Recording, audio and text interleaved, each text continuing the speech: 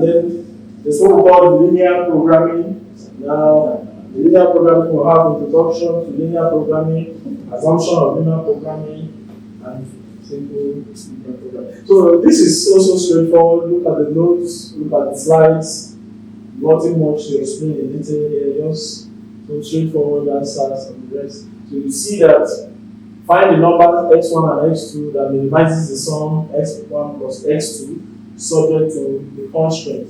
So we see that we have x1 is greater than or equals to 0, x2 is greater than or equals to 0. So in that equation, you see our three equations which represents the different constraints in that equation. So we have what we call the technical constraints, where objective function is subject to various constraints which are inequalities.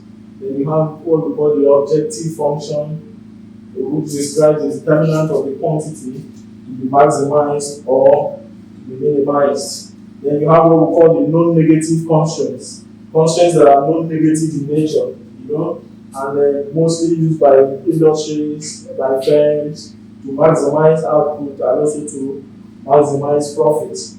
So that's what we call the non-negative constraints. Then we have feasible solutions, which entails those which meet or satisfy the constraints of the problem and also possible or feasible solutions to attain. Then we also have optimal solution.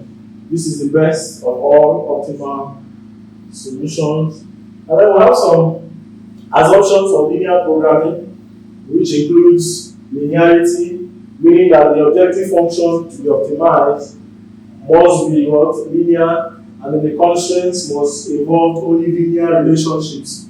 So then we have another assumption of non-negativity. What does that mean? Just the decision variable must be non-negative in nature. And then you have additive and divisibility. Additive and divisibility are just resources and activities that must be additive and also be divisible. Then we have what we call the alternatives. So they are just choice of actions with a well-defined objective function to be maximized or to be minimized. There's what we call the finiteness. Finiteness in the sense that activities, resources, constraints should all be finite and also be known. Then we have also what we call the assumption of what certainty. So there should be a certainty in prices, certainty in various coefficients that must be known in linear programming.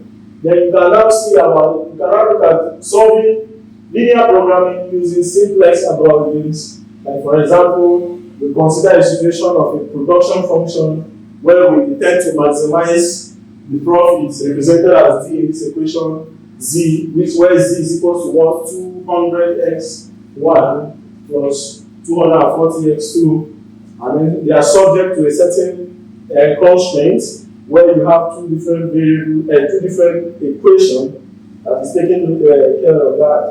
So, in a nutshell, what we intend to do is to just say we determine the stages that maximizes each of our equation, and then also which represents a simple algorithm table.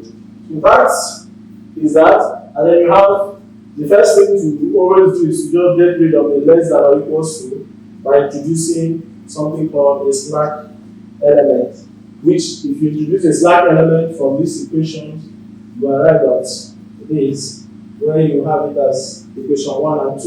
So for more details on this, you refer to the study session 7, the PPF reading material, for more details on this. And that is that.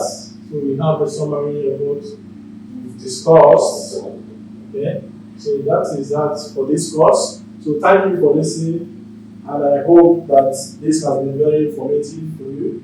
And we come to an end for this course. Thank you.